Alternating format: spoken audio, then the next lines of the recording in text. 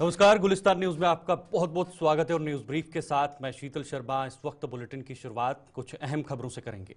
विधानसभा के सत्र के दौरान आज सदन से वॉकआउट करने वाले पीपल्स कॉन्फ्रेंस के विधायक सजाद गनी लोन ने सरकार के साथ अपनी नाराजगी की वजह बताई है।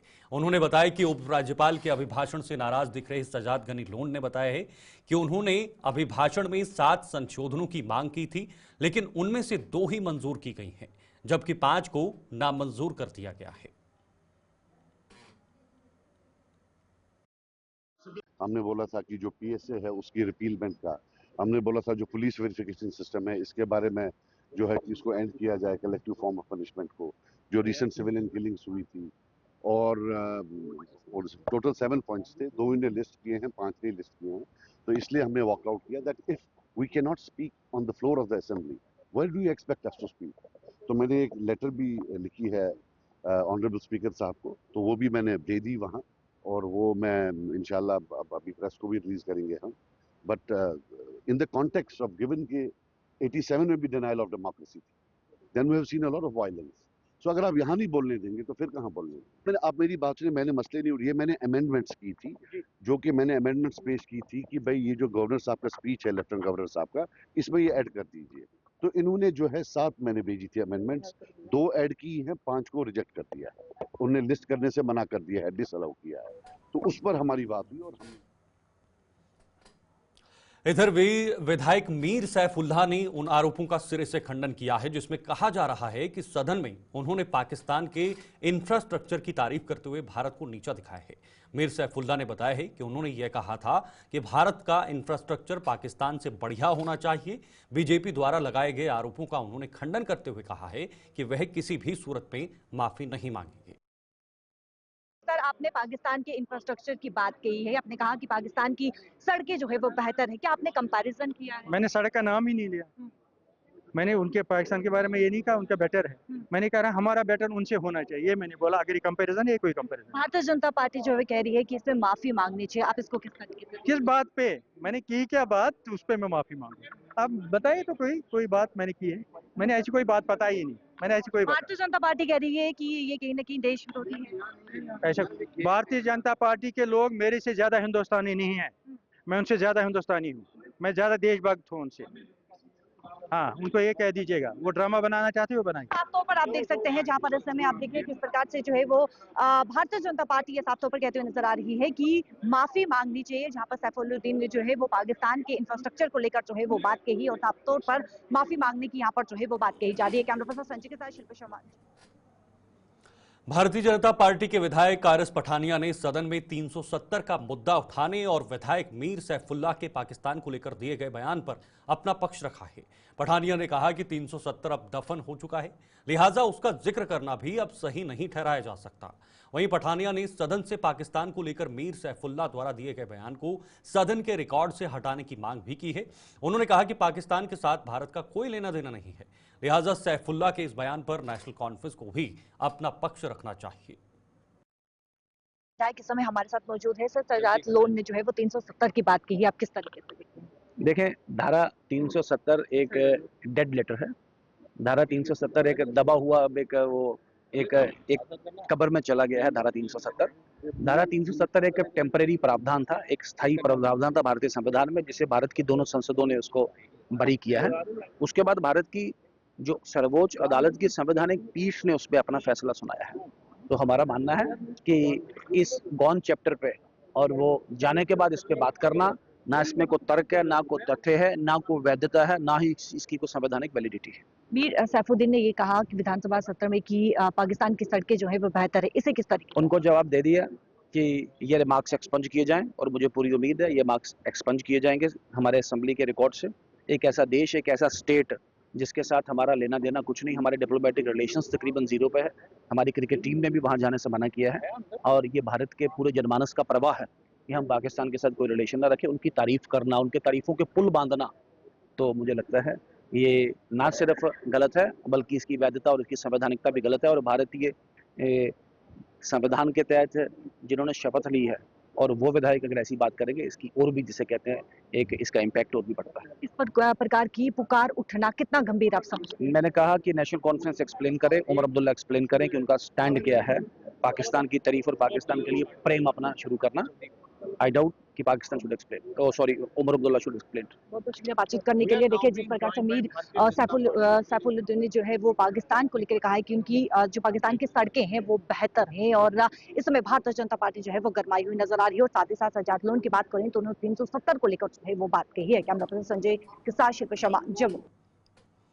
सदन में नेता प्रतिपक्ष सुनील शर्मा ने विधायक मीर सैफुल्ला के बयान की कड़ी निंदा की है। उन्होंने नेशनल कॉन्फ्रेंस पर बार बार पाकिस्तान को तरजीह देने का दोषी ठहराते हुए खरी खोटी सुनाई है। सुनील शर्मा ने सदन में उठाए गए अन्य मुद्दों पर भी अपना पक्ष रखा है। आइए आपको बताते हैं क्या कहना था उनका। मीर सैफुल्ला साहब ने अंदर मुझे लगता है काफी सफाई भी दी। वो अब मान ही नहीं रहे कि मैंने कुछ बोला। लेकिन मैं बार बार कहता हूँ कि ये जो कुछ विधायक नेशनल कॉन्फ्रेंस से हैं, इनकी बनावट में, मैन्युफैक्चरिंग में ही एक शब्द पाकिस्तान जुड़ गया है। तो चाह के भी ये रोक नहीं पाते हैं, तो वही फिसल गया आज। फिर उसके लिए सफाई सीएम साहब ने भी दी। बड़ी बदकिस्मती है, इतने बड़े हाउस में आप आए हो, किन शब्दों का उपयोग करना चाहिए वो समझना चाहिए। बहुत सीनियर आदमी है और डिसेंट आदमी है, लेकिन जिस विचारधारा से आए हैं वो नेशनल कॉन्फ्रेंस से, उस विचारधारा में ये चीज़ें इनबिल्ट हैं। शायद वही फिसलन बार बार हो जाती है इनको। सैफरन को लेकर एक बहुत बड़े यहाँ पर जो है वो सवाल उठाएंगे, आप इसको किस तरीके से देखते हैं? नहीं, सैफरन तो देखिए ये हमारी पहचान है। एक तरफ से जहाँ पामपोर की बात उठी, वहीं पे किश्तवाड़ की भी बात उठी, और मैंने खुद उस पे सरकार से सवाल भी पूछा। सैफरन को हमें बढ़ावा देना चाहिए, और मुझे लगता है कि केंद्र सरकार की इस वक्त जितनी भी योजनाएं एग्रीकल्चर को लेके हैं, बहुत ज़्यादा फंडिंग भी आ रही है। आने वाले दिनों में इसको और बढ़ाएंगे। जिस प्रकार की जल जीवन स्कीम की बात करें तो उसको लेकर भी सवाल उठे गए हैं, उसको किस तरीके से आप देखते हैं? नहीं, देखिए, जल जीवन मिशन नरेंद्र मोदी जी का एक ड्रीम प्रोजेक्ट है। हर घर घर नल और हर नल जल। वो जल पहुंचाने के लिए लगभग 1300 करोड़ रुपया जम्मू कश्मीर को आया है। अब यहाँ पर जो एक सिस्टम बैठा हुआ है, ऑफिसर्स नीचे, जेई, फिटर, एक्सेन, ऊपर लेवल तक, उन्होंने किस प्रकार यूटिलाइज किया, अभी तक तो कोई इतनी बड़ी विजिबिलिटी ग्राउंड पे आई नहीं है। मेरे कहने का मतलब है कि कुछ लोग बैठे हुए हैं जो सबटॉज कर रहे हैं मोदी जी के विजन को, मिशन को। और जिस प्रकार से अभी पिछले 3, 4, 5 महीने से यहाँ की सरकार काम कर रही है, बहुत ज़्यादा उम्मीद इनसे भी नहीं है। कांग्रेस का कहना है कि विधायक मीर सैफुल्ला द्वारा सदन में दिए गए बयान पर स्पीकर भी अपना पक्ष रख चुके हैं, लिहाजा इसे अब तूल नहीं दिया जाना चाहिए। कांग्रेस के विधायक तारिक हमीद कर्रा ने सजाद गनी लोन द्वारा दिए गए वॉकआउट पर अपना पक्ष रखते हुए कहा है कि लोन लोकतंत्र में हर किसी को अपनी बात रखने की पूरी आजादी है, और लोन ने भी ऐसा ही किया है। मीर सैफुल्ला ने जो इंफ्रास्ट्रक्चर को लेकर बात उठाई है, भारतीय जनता पार्टी कह रही है कि माफी मांगे, आप किस तरीके से देखते हैं? नहीं, वो तो जो बात उठी थी उसका जवाब भी जो हो गया था वो वहीं पे ख़त्म भी हो गई बात। वो मिसअंडरस्टैंड किया था बीजेपी के मेंबर ने, जिसका बाद में क्लैरिफिकेशन मीर सैफुल्ला साहब ने दे दिया, और उस चीज़ को एग्री भी किया गया। बाकी इसमें न माफ़ी मांगने की और न ही कोई रूलिंग स्पीकर साहब की तरफ से आई। स्पीकर साहब ने वो क्लैरिफाई किया, since the member has clarified it, कि ऐसी बात हमने नहीं की जो उन्होंने मिसअंडरस्टैंड की थी। That issue stands closed. विधानसभा सत्र को किस तरीके से देखते हैं? आज दूसरा दिन, बहुत अच्छी बात है। आज 7 साल के गैप के बाद, 7.5 साल के गैप के बाद लोगों के इश्यूज यहाँ पे उठेंगे। एक अच्छे माहौल में इस वक्त असेंबली चल रही है, एंड वी आर होपफुल कि इसी तरह का माहौल, अच्छा माहौल ही रहे, because after 7 years people's expectations is very high. वो चाहते हैं कि उनके इश्यूज जो हैं वो यहाँ पे उठें और उनका रिड्रेसल हो, एड्रेसल हो। तो हम भी उम्मीद रखते हैं कि इसका माहौल जो आज 2 दिन में हम देखने को मिल रहा है, अच्छा माहौल में सारा हो रहा है, तो ये आगे भी ऐसा ही माहौल रहेगा। सजाद लोन ने 370 धारा की बात की, और भी कई इश्यूज जो है वो उठाए गए और उसके बाद वो वॉकआउट कर गए, किस तरीके से देखते हैं? नहीं, देखिए, डेमोक्रेसी के तो यही तो है, खूबसूरती यही है कि आप अपनी कोई भी बात कर सकते हैं, कोई भी बात उठा सकते हैं, बट उस बात को रूल्स अलाउ करते हैं या नहीं करते हैं, that is honourable speakers domain, और ऑनरेबल स्पीकर ने उस पर अपनी रूलिंग दे दी। उन्होंने कहा कि आपने 6 या 7 पॉइंट्स जो रेज किए थे अमेंडमेंट के वास्ते, उसमें से उन्होंने 2 अलाउ किए हैं, बाकी सारे डिसअलाउ किए। और सज्जाद साहब क्योंकि उनके जवाब से कन्विंस नहीं हुए तो उन्होंने वॉकआउट किया।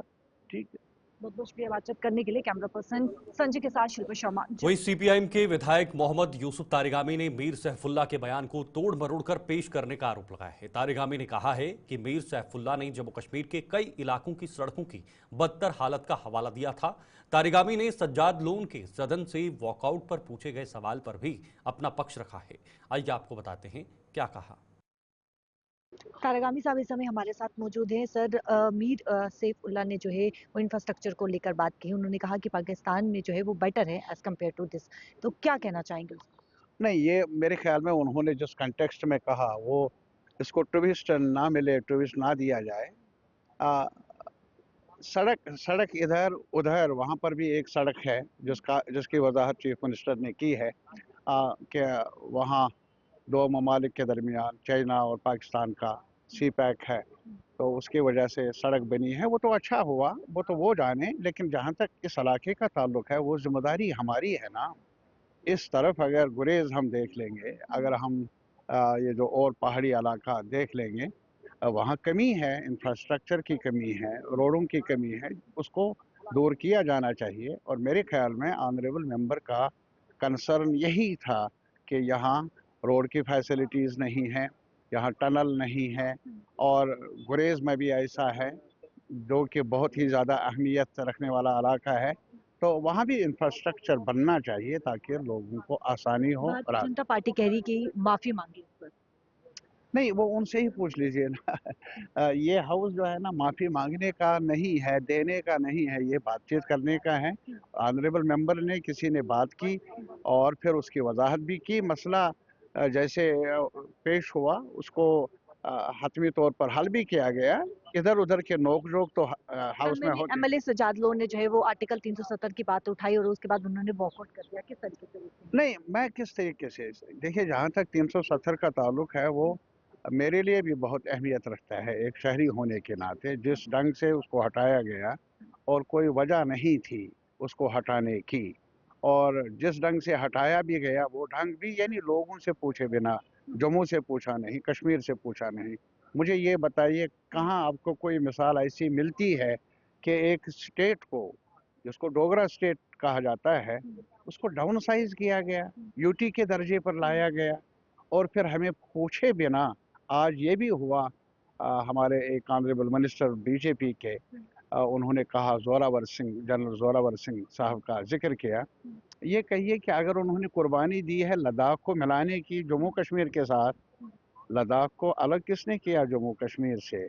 गिरेबान में झांकना चाहिए ना हम सबको, और जायज़ा लेना चाहिए कि वो कुर्बानी जो उन्होंने दी थी किस मकसद के लिए दे दी थी? जम्मू कश्मीर रियासत के साथ मिलाने के लिए। और अब जो लद्दाख है उसको तो अलहदा किया गया जम्मू कश्मीर से, उनको जवाब देना होगा। बहुत बहुत शुक्रिया बातचीत करने के लिए। कैमरा पर्सन संजय के साथ शिल्पा शर्मा, जम्मू।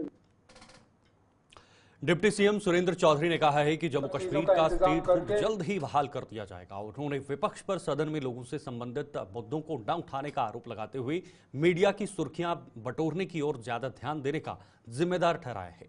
उन्होंने बताया है कि विधानसभा के पहले सत्र में स्टेटहुड से संबंधित प्रस्ताव पास कर दिया गया है, लिहाजा इसे अब ज्यादा तूल नहीं दी जानी चाहिए। सुरेंद्र चौधरी ने यह भी बताया है कि नेशनल कॉन्फ्रेंस अपने घोषणा पत्र का हर वादा पूरा करने को प्रतिबद्ध है। ऐसी कोई दिक्कत है तो ऑनरेबल एमएलए साहब मेरे चैम्बर में आ सकते हैं, मुझे तफसीली बता सकते हैं, और मैंने खुद कहा कि हम स्पॉट पे जाएंगे, इन्हीं दिन उस स्पॉट पे जाएंगे और देख लीजिए जहां जहां पॉसिबिलिटी होगी वहां ठीक करेंगे। आप पूछना चाहते हैं राजू, आज हर चीज की शिकवे और शिकायतें लोगों की हैं, तो उन पे बात करिए। लोगों के मुद्दों पे आप बात नहीं कर रहे, सिर्फ आप प्रेस गैलरी को एड्रेस करके वो उनको दिखाने के लिए ताकि हमारा फोटो आ जाए और सुबह अखबारों में आ जाए और जम्मू कश्मीर के लोग देखें जी भाई हमारी बात जो है तो स्टेट की बात और 370 की बात की है। इन बातों से कोई बात बनने वाली नहीं। जम्मू कश्मीर में नेशनल कॉन्फ्रेंस, हमारे कायद डॉक्टर फारूक अब्दुल्ला साहब, जम्मू कश्मीर के मुख्यमंत्री जनाब उमर अब्दुल्ला साहब, हमने पहले ही अपनी पहली कैबिनेट मीटिंग में स्टेट के लिए वहाँ रेजोल्यूशन पास किया। जब कश्मीर में जब पहली असेंबली हमारी लगी तो उस समय हमने वहाँ भी ये रेजोल्यूशन पास किया कि जम्मू कश्मीर को स्पेशल स्टेटस दी जाए, और जो स्पेशल स्टेटस जिसमें हमारे लोगों की ज़मीनें और हमारे लोगों का रोजगार महफूज रहे। और इसके लिए प्रधानमंत्री साहब ने भी और ऑनरेबल होम मिनिस्टर साहब जो हैं हिंदुस्तान के, उन्होंने भी वादा किया हुआ है कि जैसे हालात ठीक होते हैं, अब हालात ठीक हैं और उम्मीद करते हैं कि जो हालात ठीक हैं, अब इलेक्शन हो गया है, लोगों की चुनी हुई सरकार है और उम्मीद करते हैं कि अब जल्दी से जल्दी जम्मू कश्मीर को स्टेट देंगे। कहाँ रिजेक्ट हो, वो आज भी स्टैंड है हमारा। जो रेजोल्यूशन वो पास हुआ है, असेंबली का डॉक्यूमेंट है, कहाँ से वो कहाँ हुआ, वो तो पास है हमारा। तो इसलिए हमारा जो असेंबली में से हमने पास करना था हमने पास किया है, और हमें लगता है कि जल्दी ही इस पे दिल्ली की सरकार जो है, हिंदुस्तान के प्रधानमंत्री और होम मिनिस्टर इस पे कॉल लेंगे, और जम्मू कश्मीर के लोगों की जो दिलों की बात है, ये लोगों के दिल के अरमान है और लोगों के दिलों की डिमांड है, और उम्मीद करते हैं जल्दी से जल्दी ये डिमांड पूरी होंगे।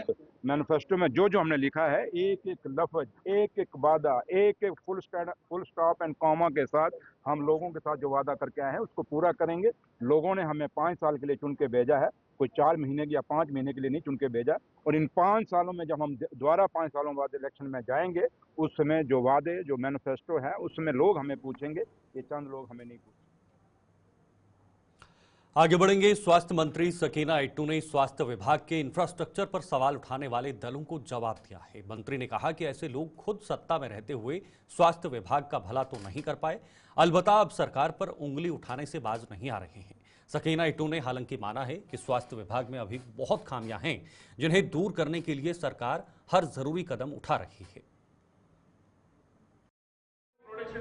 अगर फिर भी कोई ऐसी कोई दिक्कत है तो ऑनरेबल एमएलए साहब मेरे चैम्बर में आ सकते हैं, मुझे तफसीली की कहीं पे पैरामेडिकल स्टाफ की कमी, लेकिन मैं उनको भी बताना चाहती हूँ जो रहे हैं मिनिस्ट्री में, उन्होंने सिर्फ बोर्ड खड़े किए हैं और रिबन काटे हुए हैं, पत्थर लगाए हुए हैं। उसके बाद जो हेल्थ डिपार्टमेंट की हालत की गई है, वो अगर आज भी डिटेल निकालेंगी तो मुझे लगता है उनको खुद शर्मिंदगी होगी। लेकिन मैं समझती हूँ कि सरकार का हक बनता है, हमारा हक बनता है जेन्युइनली लोगों के मुश्किलात को हल करने का, और इंशाल्लाह जो भी सरकार कर सकती है 3 महीनों से जो काम हम कर रहे हैं उसको आगे लेके जाएंगे। उमर अब्दुल्ला साहब की सरबराही वाली सरकार जो 3 महीनों में कर चुके हैं, शायद वो लोग पिछले 10 बरसों में नहीं कर पाए, लेकिन हमारा इरादा इंशाल्लाह है लोगों को जो है हेल्थ सर्विस सही देनी है, पेशेंट केयर सही देना है, हॉस्पिटलों को ठीक बनाना है, वैकेंसीज को वहाँ पे फिल करना है ताकि लोगों को पेशेंट केयर जो है वो सही से मिल सके। ये अच्छी बात है कि मुझे लगता है कि मैं इसमें अल्लाह ताला का शुक्रिया अदा करती हूँ कि जो लोग कभी यकीन नहीं करते कि कभी ये असेंबली फिर से लगेगी, कभी यहाँ चुने हुए नुमाइंदे आएंगे, कभी वो यहाँ लोगों की बात करेंगे। मुझे लगता है ये एक अच्छी बात है, बहुत अच्छी शुरुआत है। कल 2 दिन से असेंबली चल रही है, हमारे जो ऑनरेबल एमएलए जो चुन के आए हैं जिस भी पॉलिटिकल पार्टी से हो, लेकिन मुझे खुशी है कि वो लोगों के मसाइल उठाएंगे और सरकार भी जवाब देगी। जो सरकार ने किया है उसका जवाब जो सरकार आगे करने वाली है वो असेंबली में उन पब्लिक रिप्रेजेंटेटिव्स के सामने रखेगी, और इंशाल्लाह जो भी डिमांड्स होंगे जेन्युइनली उनको हल किया। इधर विधायक निजामुद्दीन भट्ट ने जल जीवन मिशन की परियोजनाओं पर सदन में उठाए गए सवाल का संतोषजनक जवाब न मिलने का आरोप लगाया है। निजामुद्दीन भट्ट ने कहा कि केंद्र सरकार भले ही परियोजनाओं के लिए फंड्स मुहैया करवाती है, लेकिन उसके बावजूद कई परियोजनाएं फेल हो जाती हैं, और इसी संबंध में आज उन्होंने जल जीवन मिशन की परियोजनाओं पर सवाल पूछा था, लेकिन संबंधित विभाग के मंत्री उसका संतोषजनक जवाब नहीं दे पाए हैं। निजामुद्दीन भट्ट इस समय एमएलए इस समय हमारे साथ मौजूद है। सर, आपने जल जीवन स्कीम की जो है वो विधानसभा सत्र में जो है वो बात कही है, क्या किस तरीके से? देखिए, जल जीवन स्कीम नेशनल लेवल की एक प्रायोरिटाइज्ड स्कीम है, बहुत अहम स्कीम है, और पूरे मुल्क में नल के ज़रिए पानी पहुंचाने का जो ये स्कीम है, ये एक बुनियादी ज़रूरत है, और एक वेलफेयर स्टेट का तकाजा यही होता है कि बुनियादी ज़रूरतों को पूरा किया जाए। इस स्कीम में भारत सरकार से हर स्टेट को सफिशिएंट पैसा आता है। जम्मू कश्मीर को भी 2019 से जब से ये स्कीम बनी पैसा आया, पैसे की कमी नहीं, मैन पावर की भी कमी नहीं है, लेकिन एग्जीक्यूशन में कुछ खामियां रह गई हैं, या रिसोर्स की कमी आती है या मैकेनिकल फॉल्ट्स आते हैं या बाद में मैनेजमेंट की कमियां रहती हैं, उस हवाले से कई स्कीम्स फेल हो गई। वाटर इज़ ए नेसेसिटी, इसको देखने की ज़रूरत है। हमने उसी हवाले से सवाल उठाया कि स्कीम्स पे पैसा खर्च करने के बाद अगर आप 100% एग्जीक्यूशन दिखाते हो तो स्कीम 100% फंक्शनल भी होनी चाहिए, फिल्टर्ड वाटर मिले और नल का जो लगाना हो वही लगा हो, बाकी जो उसमें मैकेनिकल कंपोनेंट्स लगने हो वही लगें, जिस ढंग से डीपीआर बना हो उसी ढंग से प्रोजेक्ट दिखे, ऐसा कई स्कीम में नहीं दिखता है। उस हवाले से पूरे हाउस ने इंडोर्स किया हमारे शुबहात को और हाउस ने कंसर्न जाहिर किया और उस कंसर्न के हवाले से सरकार को अकाउंटेबल बनाने की कोशिश की गई। जवाब मिला है, सेटिस्फाई हैं आप उससे? मिनिस्टर के जवाब से कहाँ तक सेटिस्फाई होगा आदमी, उसके पास डिटेल्स ही नहीं थी, डिटेल्स नहीं थी, सिर्फ एक कागज बना था कि ये स्कीम आई, इसमें 100% कंप्लीशन है, 90% कंप्लीशन है, 75% कंप्लीशन है। ये डिटेल्स उसके पास नहीं थी कि एग्जीक्यूशन राइटली हुआ है कि नहीं हुआ है, स्कीम फंक्शन करती है कि नहीं करती है, और स्कीम को देखने के लिए प्रॉपर मैनेजमेंट और मैन पावर है कि नहीं है, वो चीज़ें उनकी तफसील नहीं आ पाई। उन्होंने चैम्बर में आने के लिए कहा है, वो सारी इंफॉर्मेशन देंगे और हम इंफॉर्मेशन देंगे फिर बात होगी। आप क्या चाहते हैं? हम चाहते हैं honest execution of the central scheme, ताकि जो लोगों के लिए जो कुछ पैसा आया है उसका उपयोग हो, सही तरीके से उपयोग हो।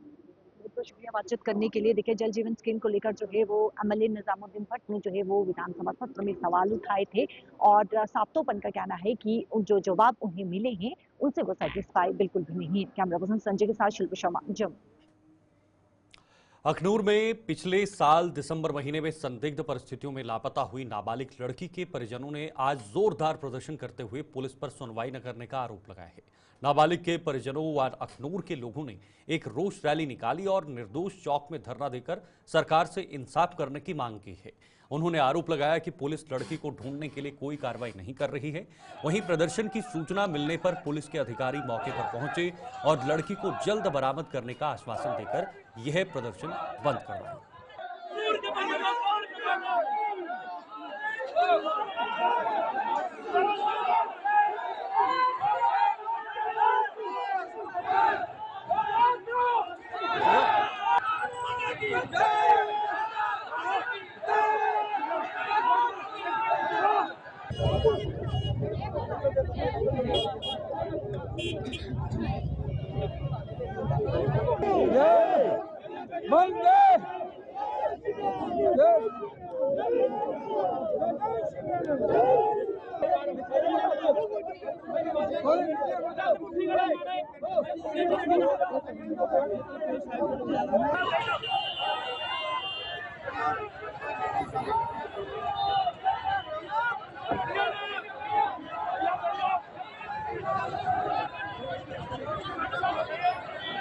पहले गल है आज 4 दिन होई जान साड़ी हिंदू बरादरी की बच्ची एक मुसलमान मुंडा किडनैप करिए लई आ।